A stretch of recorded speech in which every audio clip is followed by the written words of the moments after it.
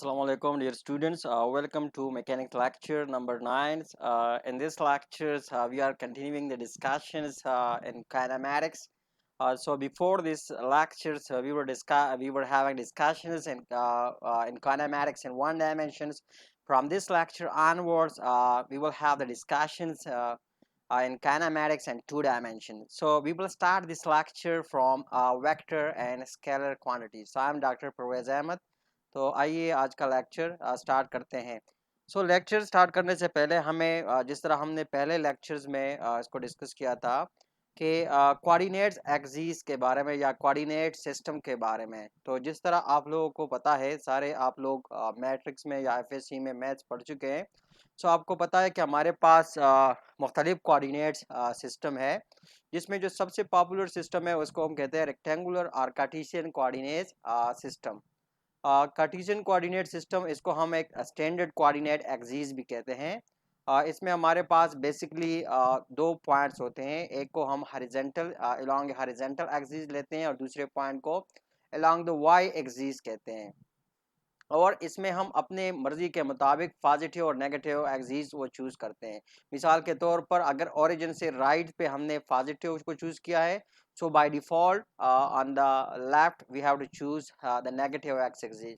Similarly अगर हमने ऊपर वाले एक्सिस को पॉजिटिव वाई एक्सिस कंसिडर किया हुआ है, सो नीचे वाले को बाय डिफ़ॉल्ट हम नेगेटिव वाई एक्सिस वो चूज़ करेंगे।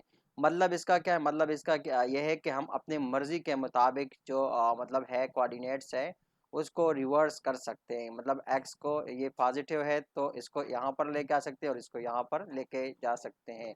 And accordingly we can shift Y axis as well.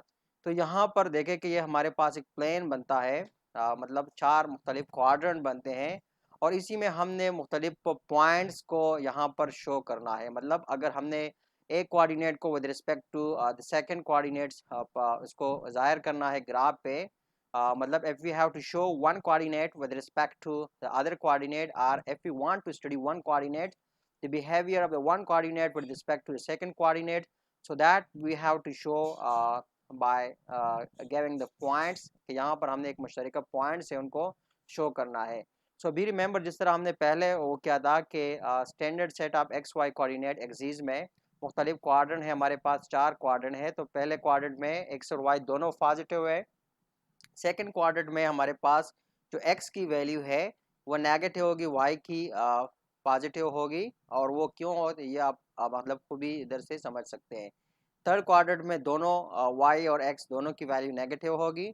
जो फोर्थ क्वाड्रेंट है उसमें जो एक्स की वैल्यू है that should B positive, while the value of y that should be negative। तो ये हमारे पास कोऑर्डिनेट सिस्टम है। और कोऑर्डिनेट सिस्टम वेक्टर्स के लिए समझना बहुत ही ज़रूरी है, क्योंकि वेक्टर्स हमारे पास ऐसी क्वांटिटीज है जिसकी डायरेक्शंस होती है। तो यहाँ पर पॉजिटिव नेगेटिव से मुराद हमारा डायरेक्शन भी है कि positive, let's suppose I will assume that it's in one direction, so negative will be the opposite directions. तो आइए स्टार्ट करते हैं वेक्टर और स्केलर्स के बारे में। जिस तरह हमने पहले भी शॉर्ट से इंट्रोडक्शन किया था वेक्टर का, कि वेक्टर हमारे पास क्या है, एक फिजिकल क्वांटिटी है जिसको डिस्क्राइब करने के लिए हमें मैग्नीट्यूड के साथ साथ डायरेक्शन की भी ज़रूरत होती है। मैग्नीट्यूड को हमने डिफाइन किया था कि it's a number with a proper unit, और नंबर ऑफ प्रॉपर यूनिट के साथ साथ एक वेक्टर क्वांटिटी की कंप्लीट डिस्क्रिप्शंस के लिए, कंप्लीट स्पेसिफिकेशंस के लिए डायरेक्शंस की भी ज़रूरत होती है। जबकि इसके मुकाबले में हमारे पास स्केलर क्वांटिटी है। स्केलर फिजिकल क्वांटिटी वो क्वांटिटी है जिसको कंप्लीट डिस्क्राइब करने के लिए या कंप्लीटली स्पेसिफाई करने के लिए सिर्फ और सिर्फ जो मैग्नीट्यूड है वो काफ़ी होती है। अच्छा, अब हमारे पास है कि यहाँ पर जो एग्जाम्पल है वेक्टर क्वांटिटी की, वेक्टर क्वांटिटी हमने जिस तरह पहले भी बात की थी कि वेक्टर क्वांटिटी की जो एग्जांपल है वो डिस्प्लेसमेंट है, वेलोसिटी है और एक्सेलरेशन है। स्केलर क्वांटिटी की हमने मतलब एग्जांपल दी थी कि मिसाल के तौर पर हमारे पास डिस्टेंस है, स्पीड है और मतलब टेम्परेचर एक्सेट्रा हमारे पास स्केलर क्वांटिटीज़ है। अब यहाँ पर हमारे पास एक और मतलब है वेक्टर, खुसूसन जब हम वेक्टर को कंसिडर करते हैं और वेक्टर में हम बात करते हैं इक्वलिटी ऑफ टू वेक्टर्स। तो इक्वलिटी ऑफ टू वेक्टर से हमारा मुराद क्या है? इक्वलिटी ऑफ टू वेक्टर से हमारा मुराद ये है कि we have any two vectors A and B, कि हमारे पास कोई से दो वेक्टर हो ए और बी हो, तो ए इज इक्वल टू बी, मतलब जब हम कहते हैं कि ए बी के बराबर है, तो इसका मतलब क्या है? इसका मतलब ये है कि A and B have the same magnitude and directions.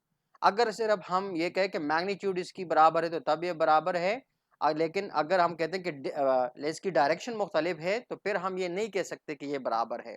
मतलब वेक्टर में, स्केलर में हम ये कह सकते हैं कि ए और बी ये बराबर है only if their magnitudes are equal, if they have same magnitude, मतलब 2 kg या 2 मीटर दोनों साइड पे हो तो हम कहते हैं कि ये इक्वल है। लेकिन जब हम टू वेक्टर्स की बात करते हैं तो वेक्टर्स में न सिर्फ हमने मैग्नीट्यूड को कंसिडर करना बल्कि हमने डायरेक्शन को भी देखना है। अगर दोनों सेम हो तो तभी हम कहते हैं कि ये जो क्वांटिटी है ये हमारे पास ये बराबर है। अच्छा, अब चूंकि वेक्टर्स में हम क्या है, हमारे पास वेक्टर को मतलब वेक्टर की मैग्नीट्यूड भी होती है, डायरेक्शंस भी होती है। सो वेक्टर को हम ऐड कैसे करते हैं? So we have different methods for the addition of the vector. One of the very famous method is graphical methods. तो ग्राफिकल मेथड्स में क्या है, वो हम इसी लेक्चर में आगे डिस्कस करेंगे। लेकिन इससे पहले थोड़ा सा बताते हैं कि एडिशन ऑफ स्केलर्स हम क्या करते हैं। जिस तरह हमने पहले बात की कि स्केलर्स को डिस्क्राइब करने के लिए सिर्फ मैग्नीट्यूड की ज़रूरत होती है। सो इनकी जो एडिशन है उनके लिए कोई डायरेक्शन की ज़रूरत नहीं होती, तो उनकी जो एडिशन है वो नॉर्मल अर्थमेटिक इक्वेशन से होती है। मतलब जो आम हम जमा तफरीक करते हैं वही नॉर्मल जमा और मनफी या जमा और तफरीक के उसूल जो है वो यहाँ पर हम अप्लाई करते हैं और आसानी के साथ इनको एड अप करते हैं। लेकिन एडिशन ऑफ वेक्टर जो है वो इसी तरह नहीं है। That is not so simple just like the scalar. I mean, it's not like simple as we have the rules for the addition of the scalar. और वो क्यों है? वो इसी वजह से है कि जब हम वेक्टर्स को ऐड करते हैं, वेक्टर की बात करते हैं, तो वेक्टर्स में मैग्नीट्यूड के साथ साथ डायरेक्शंस को भी हमने देखना होता है। कि बाज़ दफ़ा मतलब है कि डायरेक्शंस ठीक है, मैग्नीट्यूड तो सेम होगी लेकिन डायरेक्शन जो है वो मुख्तलिफ होगी। तो इसी की वजह से हम कहते हैं कि जो है एडिशन ऑफ स्केलर से या एडिशन ऑफ वेक्टर है वो एडिशन ऑफ स्केलर से मुख्तलिफ है। अगर लेट्स सपोज हमारे पास ऐसे वेक्टर्स है जिसकी डायरेक्शन सेम है, so in such conditions we can also use sample arithmetics just like we do for the scalars. अगर वेक्टर्स में हमारे पास दो वेक्टर्स है उनको हम जमा करना चाहते हैं और दोनों की डायरेक्शन सेम है, तो उसी कंडीशंस में वेक्टर की एडिशन बिल्कुल उसी तरह सैंपल है जिस तरह हम स्केलर्स की एडिशन करते हैं। और एग्जांपल इसकी ऐसी है कि हम कहते हैं कि we have a person that travel 8 kilometre east on one day and 6 kilometre east on the second day. एक बंदा है वो 8 किलोमीटर मशरिक की तरफ जाता है एक दिन पे, और दूसरे दिन वही मशरिक की तरफ वो जाता है 6 किलोमीटर। तो हम इसको ऐड करेंगे तो हमारे पास जो टोटल डिस्प्लेसमेंट है, देखो ईस्ट की तरफ जा रहा है 8 किलोमीटर, ये पहली डिस्प्लेसमेंट, फिर दूसरी दिन 6 किलोमीटर जाता है टुवर्ड ईस्ट, ये दूसरी डिस्प्लेसमेंट।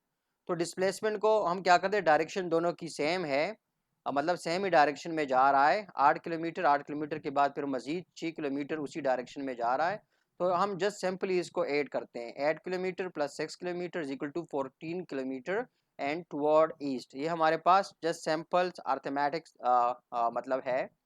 अच्छा, फिर हमारे पास दूसरी एग्जांपल है कि एक हमारे पास बंदा है and he travel 8 kilometre east on one day and 6 kilometre west on the second day. तो एक बंदा है वो 8 किलोमीटर एक तरफ जाता है, मतलब टुवर्ड ईस्ट जाता है, फिर 6 किलोमीटर टुवर्ड वेस्ट जाता है दूसरे दिन। तो अब इसको हम ऐड कैसे करेंगे? अब यहाँ पर देखें कि पहले 8 किलोमीटर ईस्ट, फिर दूसरे दिन 6 किलोमीटर टुवर्ड वेस्ट। मतलब ये है कि पहले दिन और दूसरे दिन की डायरेक्शन में फ़र्क है। अब मैग्नीट्यूड सेम है लेकिन डायरेक्शन डिफरेंट है। So how we have to add? अब यहाँ पर देखें कि डिस्प्लेसमेंट है, तो पहली डिस्प्लेसमेंट 8 किलोमीटर, फिर जो दूसरी डिस्प्लेसमेंट है, अब यहाँ पर डायरेक्शंस वो क्या है, डायरेक्शन चेंज हो रही है। 6 किलोमीटर वो अपोजिट डायरेक्शन में, मतलब ईस्ट से वेस्ट की तरफ जा रहा है। सो यहाँ पर 6 क्या है, अपोजिट डायरेक्शन में, that's why we have to subtract 6 from the 8 and the direction is toward east again. So resultant हमारे पास ये डिस्प्लेसमेंट वो आएगा। So adding vector in the same direction, अब अगर हमारे पास वेक्टर है और उसको सेम डायरेक्शन में हम ऐड करेंगे, so graphically we can show it like this. अब ये हमारे पास ग्राफिकली मतलब है कि कैसे हम इसको ऐड अप करते हैं। मतलब ये जो पहले एग्जांपल है कि एक बंदा है वो 8 किलोमीटर ईस्ट की तरफ जाता है पहले दिन, और फिर दूसरे दिन 6 किलोमीटर ईस्ट की तरफ जाता है, तो टोटल जो डिस्प्लेसमेंट होती है toward east that is equal to 14 kilometre, and that is very simply you can see it here. आप उसको यहाँ पर वो देख सकते हैं, ठीक है। अब जो दूसरी एग्जांपल है, दूसरी एग्जांपल में हमारे पास ये है कि एक बंदा पहले दिन 8 किलोमीटर टुवर्ड ईस्ट जाता है, मतलब उसकी डिस्प्लेसमेंट होती है। फिर अगले दिन वो 6 किलोमीटर, अब ये यहाँ तक आ गया, अब फिर यहाँ से ये देखो ये ईस्ट की तरफ जा रहा है। फिर अगले दिन वो यहाँ से टुवर्ड वेस्ट 6 किलोमीटर जा रहा है, तो 6 किलोमीटर वो यहाँ तक आ पहुँचता है।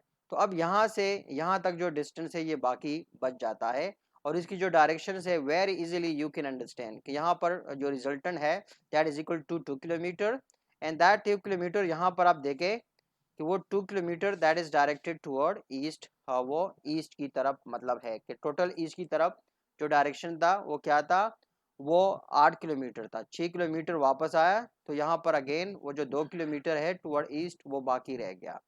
तो ये हमारे पास ग्राफिकल मेथड्स है। अब ग्राफिकल मेथड्स में हम करते क्या है, so for two vectors not along the same line adding is more complicated. अगर हमारे पास दो वेक्टर हो और सेम लाइन पे ना हो तो इनकी जो एडिशंस है, हाँ, वो बहुत ही ज़्यादा कॉम्प्लिकेटेड है।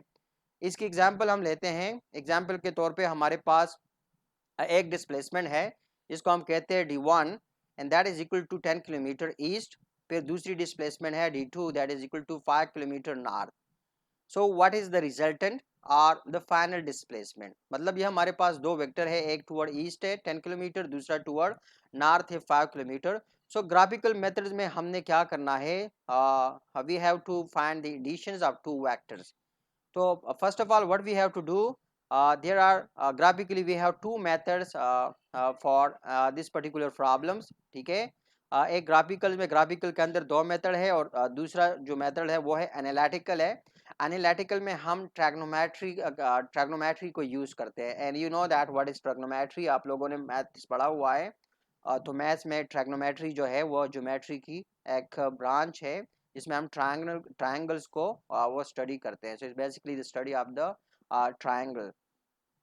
तो इसकी तरफ बढ़ते हैं। यहाँ पर आप देख सकते हैं कि जो हमारे पास है, हमने कहा था कि दो हमारे पास डिस्प्लेसमेंट है। एक पहला डिस्प्लेसमेंट है that is 10 kilometre toward east. तो यहाँ पर ग्राफ में आप देख सकते हैं, ये हमारे पास देखो ग्राफ है, ओरिजिन से स्टार्ट है toward east 10 kilometre, and then जो जो सेकंड कंडीशन है वो है d2 5 किलोमीटर नॉर्थ।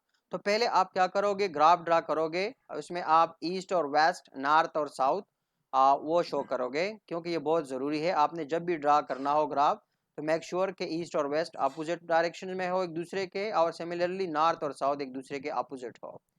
तो फिर आपने उसमें जो स्केल्स एक अडॉप्ट करना है, और इस स्केल के मुताबिक आपने वेक्टर्स को ड्रा करना है। तो यहाँ पर आप देख सकते हैं कि 10 किलोमीटर टुवर्ड ईस्ट यहाँ पर हमने ड्रा किया हुआ है, और फिर जो दूसरी डिस्प्लेसमेंट है that is 5 kilometre toward north, तो इसको हमने ड्रा किया हुआ है। तो ग्राफिकली यहाँ पर जो रिजल्टेंट वेक्टर है इसको हमने शो किया हुआ है d with subscript r that is equal to d1 plus d2, मतलब इन दोनों को हम ऐड करते हैं। तो यहाँ पर इसका जो रिजल्टेंट होगा in this special case only, इसमें हम कहते हैं कि ये हमारे पास जो स्पेशल केस है इसमें d1 जो है इस परपेंडिकुलर टू d2। तो यहाँ पर इसी मेथड्स में हम क्या कर सकते हैं, we can use the Pythagorean theorem. Pythagorean theorems हम यूटिलाइज करते हैं, जिसके मुताबिक जो रिजल्टेंट वेक्टर है दैट इज जो मैग्नीट्यूड है रिजल्टेंट वेक्टर की that we represent by d with subscript r that is equal to under root d1 square plus d2 square. मतलब ये हमारे पास पिथागोरियन थ्योरम है। अब इसी मतलब जो पिथागोरियन थ्योरम्स है इसमें हम जो वैल्यू पुट करते हैं और उसका स्क्वायर रूट निकाल लेते हैं, so we get the values for the resultant vector that is for the magnitude of the resultant vector that is equal to 11.2 kilometre. तो ये हमारे पास जवाब आ जाता है। इसमें हमने ये चीज़ भी नोट करनी है कि the magnitude of the resultant vector is smaller than the additions of the two vector. जो रिजल्टेंट वेक्टर्स की वैल्यू है वो दोनों वेक्टर को जब हम इंडिविजुअली ऐड करते हैं तो उनकी स्केलर एडिशन से वो क्या है, रिजल्टेंट वेक्टर की वैल्यू है उनसे कम होती है। Let me repeat it again कि जो रिजल्टेंट वेक्टर हमारे पास आता है उनकी जो स्केलर मतलब उसकी जो वैल्यू होती है वो जो दो वेक्टर्स जिसको हम एड अप करते हैं उनकी स्केलर एडिशन से वो कम होती है। अच्छा, ग्राफिकल मेथड्स में हमारे पास मतलब है कि जो रिजल्टेंट वैल्यू जो हम फाइंड आउट किए इसी मेथड से वो हमारे पास है 11.2 किलोमीटर और जो डायरेक्शन है that is theta is equal to 27 degree north of east. ठीक है, नॉर्थ ईस्ट की हमारे पास डायरेक्शन है। अब यहाँ पर तो हमने मैग्नीट्यूड की बात की कैसे मतलब इसको हम डिफाइन करते हैं by applying the Pythagorean theorem, लेकिन जो एंगल है उस पर हमने बात नहीं की, वो आगे हम डिस्कस करेंगे कि how we have to find the directions while dealing with the trigonometry, I mean while utilizing the trigonometry or utilizing the Pythagorean theorems के इसमें हम डायरेक्शन को कैसे फाइंड आउट करेंगे, थीटा को कैसे फाइंड आउट करेंगे, वो आगे लेक्चर में हम इसमें बात करेंगे। तो यहाँ पर है एग्जाम्पल है illustrate general rules that is tail to tip methods of graphical additions. ठीक है, टेल टू टैप या हेड टू टेल रूल, मतलब पिछली क्लासों में आप लोग इसको कहते हैं हेड टू टेल रूल। यहाँ पर हम थोड़ा सा उस कंसिडरेशंस को थोड़ा सा चेंज करते हैं कि टेल टू टैप। टेल्स जिस तरह आपको पता है मतलब दुम को कहते हैं एंड टेप बेसिकली हेड को कहते हैं। जिस तरह एक कील आपके पास होता है तो इसका एक नुकीला सिरा होता है, इसको हम टेल यहाँ पर कंसिडर कर सकते हैं और इसका जो सिर होता है इसको हम टेप कहते हैं। ठीक है, तो इस यहाँ पर मतलब है कि टेल टू टेप का मतलब है कि यहाँ पर लेट सपोज हमारे पास दो वेक्टर है, ये इसकी टेल है और ये जो इसकी हेड है इसको हम टेप कहते हैं। तो हमारे पास consider we have a resultant vector R is equal to A plus b. तो इसका मतलब क्या है कि first of all what we have to do, अगर हमने हेड टू टेल रूल के मुताबिक वेक्टर को ऐड करना है तो हम कैसे करेंगे। So first of all we have to draw vector A and B to particular scales. एक हाल स्केल के मुताबिक हमने वेक्टर ए और बी को ड्रा करना है, that is you can see here we have vector A and then we have the vector B. कि आपने एक पर्टिकुलर स्केल ड्रा करना है मतलब पहले आपने उस स्केल्स में east west north and south को जाहिर करना है और फिर उसी पर्टिकुलर स्केल के मुताबिक आपने दोनों वेक्टर को ड्रा करना है। But be remember when you draw the vector, so first of all you have to place tail of b at the tip of a. कि पहले वेक्टर को आप जब ड्रा करते हो पर्टिकुलर डायरेक्शन में, उसके बाद आपने जब सेकंड वेक्टर ड्रा करना हो so you have to put the tail of the second vector that is b at the tip of the first vector, ये फर्स्ट वेक्टर की टिप है। Similarly now draw arrow from the tail of a to the tip of b। यहाँ पर देखे draw arrow from the tail of a, tail of a ये है, ठीक है, to the tip of b और वो ये है। So that will basically be this arrow is the resultant vector। ये जो arrow है मतलब जो फाइनल वेक्टर हम ड्रा करते हैं from the tail of A to toward the head of B, ठीक है, by joining these vectors. So this is basically the resultant vector, ये हमारे पास रिजल्टेंट वेक्टर्स है। ठीक है, सो बी रिमेंबर के in all this process order agent important, कि order हमारे पास इम्पोर्टेंट नहीं है, मतलब कि adding the vector in the opposite directions gives the same results. कि अगर वेक्टर्स को हम अपोजिट डायरेक्शंस में भी ऐड करते हैं तो उसका मतलब सेम सेम ही है। मिसाल के तौर पर हमारे पास टू वेक्टर्स है that is vector v2 minus vector v1। अगर इसको हम ऐसे लिखे कि v2 plus into minus vector v1, तो अब यहाँ पर देखें कि हमने ऑर्डर को चेंज किया, सो ऑर्डर से कोई फर्क वो नहीं मतलब चेंज नहीं होता। मतलब अब इस एग्जांपल में अब ये हमारे पास एग्जांपल है, मतलब यहाँ पर तो है सामने एग्जांपल वो की है ना, यहाँ पर तो कोई ऐसी ट्रैक नहीं है, यहाँ पर जस्ट मतलब दोनों के लिखने का बिल्कुल सेम ही है। अब इसी चीज़ को जो हम कह रहे हैं कि अगर ऑर्डर हम चेंज करें एडिशन में तो एडिशंस मतलब जो वेक्टर्स की जो एडिशंस है उसमें ऑर्डर को आगे पीछे करना कोई ऐसी ख़ास बात नहीं है, और वो एग्जांपल हमारे पास यहाँ पर है। इस एग्जांपल में आप देखें कि हमने लिखा है कि जो रिजल्टेंट वेक्टर है यहाँ पर ये जो रिजल्टेंट वेक्टर है इसको हमने लिखा है कि that is equal to d1 plus d2 which is an other word equal to d2 plus d1। असल में हमारी मुराद इसी से है कि अगर हम वेक्टर एडिशंस में आर्डर चेंज करें तो आर्डर उसका रिजल्टेंट पे मतलब कोई असर वो नहीं पड़ेगा। वो यहाँ पर आप देख सकते हैं कि रिजल्टेंट को हम इधर ले ले या इधर ले ले तो इससे कोई फर्क वो नहीं पड़ता। या ये वाला जो वेक्टर है इसको हमने ऊपर लिया हुआ है, इसको अगर हम नीचे ले ले तो भी कोई फर्क नहीं पड़ता, इसकी मतलब बिल्कुल वही सेम है। अब ग्राफिकल मेथड्स में हम वेक्टर को ऐड कैसे करते हैं? मिसाल के तौर पर ये हमारे पास मुख्तलिफ वेक्टर है। This is vector first, this is vector second and this is vector vector third. अब ग्राफिकली हम चाहते हैं कि इन तीनों को हम ऐड करें, that is v is equal to v1 plus v2 plus v3। तो यहाँ पर देखें, पहले हम कोऑर्डिनेट एक्सिस पे स्केल जाहिर करेंगे इनकी डायरेक्शन किधर है।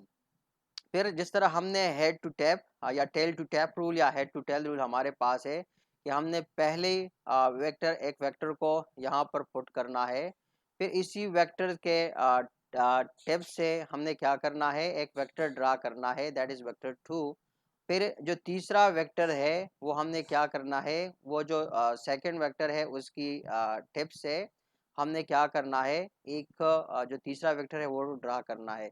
जो रिजल्टेंट वेक्टर होगा that will be drawn from the tip of the first vector toward the head of the last vector. तो ये हमारे पास फाइनल जो रिजल्टेंट वेक्टर है वो इसी तरह मतलब हमारे पास आएगा। सो यहाँ पर हमने ये चीज़ याद रखनी होगी कि even if the vectors are not at straight angles they can be added graphically by using the tail to tap methods। tail to tap methods again या head to tail rule, ठीक है, tail to tap methods। अच्छा, graphical method में हम कहते हैं कि second graphical method, जिस तरह हमने कहा था कि हमारे पास दो ग्राफिकल मेथड है, जो सेकंड ग्राफिकल मेथड से आप एडिंग वेक्टर्स वो क्या है कि दैट इज इक्वलेंट टू वो हमारे पास है equivalent to tail to tip methods, कि वो टेल टू टैप मेथड्स के बराबर है। That is we can write that the magnitude of two vector is equal to v1 plus v2। कि उसमें हमने करना क्या है कि first of all we have to draw vector 1 and vector 2 to scale from a common origin. एक scale के मुताबिक कॉमन ओरिजिन से हमने v1 और v2 को ड्रा करना है, और फिर हमने क्या करना है, we have to construct parallelogram by using v1 and v2 as two of the four sides.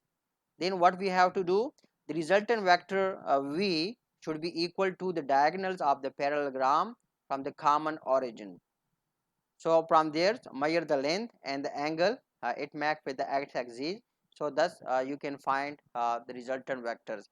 और ये जो parallelogram method है इसको यहाँ पर ये शो किया गया है। so here you can see it by yourself कि हमारे पास वेक्टर v1 है, यहाँ पर वेक्टर v2 है। तो यहाँ पर ये देखो टेल टू टैप रूल में ये देखें कि हमारे पास v1 हमने ड्रा किया है, फिर उसी को v2 ड्रा किया हुआ है। सो ये हमारे पास रिजल्टेंट वेक्टर है। अब पैरेललोग्राम मेथड्स में हम क्या करते हैं कि mathematically we can move the vector around preserving their magnitude and directions, कि हमने वेक्टर्स को मूव करना है लेकिन ये ख्याल रखना है कि इनकी जो मैग्नीट्यूड है और जो डायरेक्शन है वो उस पर कोई फ़र्क ना पड़े। तो यहाँ पर देखिए ये वाला जो वेक्टर है इसको हमने यहाँ पर मूव किया है, जिस तरह आप देख सकते हैं कि यहाँ से इसको हटा के यहाँ पर ले आए। तो ये इससे जब देखें पूरा का पूरा जो शेप बनता है that is look like a parallelogram, वो पैरेललोग्राम बनता है। तो ये रिजल्टेंट वेक्टर ये बन जाता है। या यहाँ पर हम एक कॉमन एरर्स हमसे सरजद होती है, मतलब ये है कि अगर हम इसको ऐसे करते हैं कि v2 और v1 को ऐसे ड्रा करते हैं, लेकिन अगर हम ये करते हैं कि रिजल्टेंट वेक्टर यहाँ से जिस तरह कि हम पहले बता चुके हैं इसी तरह अगर हम इसको इसी तरह कर देते हैं, सो दिस इज़ रॉन्ग। मतलब ये कॉमन मिस्टेक है जो नॉर्मली स्टूडेंट करते रहते हैं बगैर सोचे समझे। सब्ट्रैक्शन ऑफ वेक्टर्स, मतलब वेक्टर को हम सब्ट्रैक्ट कैसे करते हैं। सो first of all define the negative of A vector, क्या आपने नेगेटिव ऑफ ए वेक्टर्स को डिफाइन करना है। मिसाल के तौर पर यहाँ पर हमने एक वेक्टर को डिनोट किया माइनस वी। माइनस वी हमारे पास एक वेक्टर है जिसकी जो मैग्नीट्यूड है मतलब साइज है it is same as vector V but with opposite direction, लेकिन इसकी डायरेक्शंस अपोजिट है। मतलब यहाँ पर हम डिस्क्राइब करेंगे negative of A vector negative vector वो वेक्टर होता है जिसकी मैग्नीट्यूड ओरिजिनल जो वेक्टर है उसके बराबर होती है, लेकिन उसकी डायरेक्शन क्या होती है, उसकी डायरेक्शंस अपोजिट्स होती है। और मैथ्स में हम इसको ऐसे लिखते हैं, this is the original vector. अब इसका जो नेगेटिव वेक्टर्स है वो माइनस वी है, तो प्लस इसके साथ माइनस वी। तो मतलब ये कि वेक्टर्स को जब हम उसके नेगेटिव वेक्टर के साथ एड अप करते हैं तो उसका जो रिजल्टेंट वेक्टर होता है दैट इज इक्वल टू 0। ठीक है, मतलब ये हमारे पास नेगेटिव वेक्टर्स की डिफिनीशंस है कि वो जो ओरिजिनल वेक्टर होता है उसके मैग्नीट्यूड के बराबर होता है, लेकिन उसकी जो डायरेक्शन है वो अपोजिट होती है, और दोनों को मैथमेटिकली आप जब ऐड अप करते हो तो उनकी वो जो रिजल्टेंट होता है वो 0 के बराबर होता है। देन अच्छा, ये हमारे पास है मतलब ग्राफिकली आप इसको ऐसे शो करते हो कि देखो मैग्नीट्यूड दोनों की सेम है, लेकिन डायरेक्शन क्या है, डायरेक्शन डिफरेंस है। सो फॉर टू वेक्टर, अगर हमारे पास दो वेक्टर है v1 और v2, तो इनको हम ऐसे लिख सकते हैं v1 minus v2 that should be equal to v1 plus minus v2, मतलब ये इसी कंडीशंस में ये बराबर हो गए। और इसको एड अप हम कैसे करते हैं या सब्ट्रैक्ट कैसे करते हैं, so here you can see that we have to draw v2 like this and then minus v1, so that is equal to v2 the resultant vector, या ये हम कहते हैं कि ये बराबर है v2 in this particular direction plus minus v1 vector. अगर इसका रिजल्टेंट हम फाइंड आउट करना चाहते हैं, so it resultant will look like this, I mean the one that you see in this particular figures. So multiplication कैसे होगी, multiplication bye scalars. अगर किसी वेक्टर्स को हम क्या करें, किसी स्केलर से मल्टीप्लाई करें, सो हमारे पास क्या होगा, the resultant vector that we will have by multiplying a vector by a scalar, so we will have the resultant that we denote here by v dash, and that will be equal to c v। यहाँ पर c हमारे पास क्या है, c is basically scalar जिसके साथ हमने एक वेक्टर को वो किया हुआ है। वी डैश हमारे पास क्या है, वेक्टर है with magnitude c v and it has the same direction as the vector v. So if c is negative, अगर सी हमारे पास नेगेटिव है, the resultant is in the opposite direction, फिर इसका मतलब होगा कि रिजल्टेंट वो अपोजिट डायरेक्शन में होगा। मिसाल के तौर पर यहाँ पर आप देख सकते हैं, ये हमारे पास एक वेक्टर है, ठीक है। फिर इसके मतलब एक दूसरा वेक्टर है v2 जिसकी जो मैग्नीट्यूड है कि 1.5 time that of the original vector. ये हमारे पास ओरिजिनल वेक्टर है। जो दूसरा वेक्टर है उसको हमने एक स्केलर के साथ, ये 1.5 क्या है, ये एक स्केलर है, इसके साथ हमने मल्टीप्लाई किया हुआ है ओरिजिनल वेक्टर को, तो ये वाला वेक्टर हमारे पास आ गया। तो जो तीसरा वेक्टर है वो क्या है, v3 is equal to -2 time that of the original vector. तो इसको देखो कि हमने इसी वेक्टर्स के साथ इसको -2 को मल्टीप्लाई किया हुआ है, तो -2 के साथ मतलब है कि हाँ इसकी जो डायरेक्शन है दैट इज के मैग्नीट्यूड इसका दुगना है that of the original vector, लेकिन उसकी जो डायरेक्शंस है वो अपोजिट है to that of the original vectors. So example हमारे पास है, एक टिपिकल एग्जांपल हम लेते हैं कि we have two part car trip, first displacement A is equal to 20 kilometres. ठीक है, एग्जांपल हम ले रहे हैं कि हमारे पास टू पार्ट कार ट्रिप है, इसमें हम लेते हैं कि हमारे पास जो डिस्प्लेसमेंट है वो a is equal to 20 kilometre due north है। Then displacement b is equal to 35 kilometre 60 degree west of north. So figure जिस तरह हमारे पास यहाँ पर फिगर्स में ये शो किया गया है। अब हमें कहा जाता है कि find graphically resultant displacement vector R, कि हमने फाइंड आउट करना है मैग्नीट्यूड और डायरेक्शन बोथ को। तो ग्राफिकली हमें पता है कि resultant vector R and that should be equal to, यहाँ पर देखें कि यहाँ पर है the resultant vector R should be equal to A plus B, A plus B के ये बराबर है resultant vector. What we have to do, you have to utilize ruler and the protector to find the length of r। एक particular scale के मुताबिक आपने दोनों को क्या करना है, रूलर और प्रोटेक्टर को इस्तेमाल करते हुए आपने आर की लेंथ फाइंड आउट करनी है।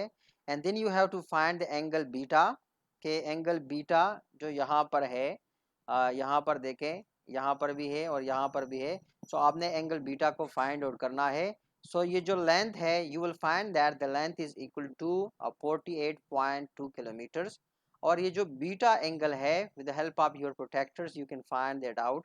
Okay, that is equal to 38.9 degree. So that's all for this lecture. Thanks for watching. See you in the next lectures. Till then, bye bye.